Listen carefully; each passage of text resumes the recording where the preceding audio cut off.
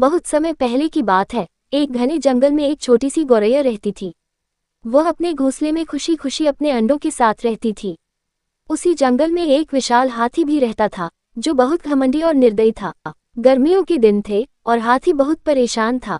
वह जहां तहां घूमता और गुस्से में पेड़ों को तोड़ता और जंगल के छोटे जानवरों को डराता। एक दिन गुस्से में उसने वह पेड़ गिरा दिया जिस पर गौरैया का घोंसला था। गौरैया ने रोते हुए कहा, ओ विशालकाय हाथी, तुमने मेरा घर नष्ट कर दिया। मेरे छोटे अंडे भी टूट गए। तुमने इतना अन्याय क्यों किया? लेकिन हाथी ने उसकी बात को मजाक में उड़ा दिया और वहां से चला गया। गौरैया बहुत दुखी थी, लेकिन उसने हार नहीं मानी। उसने सोचा, भले ही मैं छोटी हूँ, पर अपनी बुद्धि से इस हाथी को सबक जरूर सिखाऊंगी। वह अपने दोस्तों के पास गई, एक छोटी मधुमक्खी, मेढक और एक कठफोड़वा। सभी ने उसकी मदद करने का वादा किया। एक मधुमक्खी की चालाकी। जब हाथी आराम कर रहा था, मधुमक्खी ने उसके कानों में जोर जोर से गूंजना शुरू कर दिया। हाथी परेशान होकर इधर उधर भागने लगा।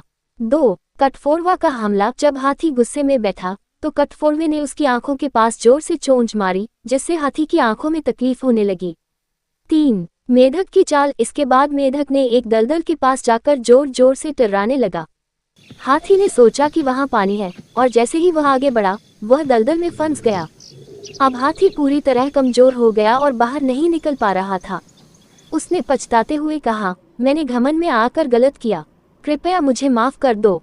गौरैया ने कहा, अब तुम समझे कि छोटे भी मिलकर बड़े को हरा सकते हैं। आगे से किसी को परेशान मत करना।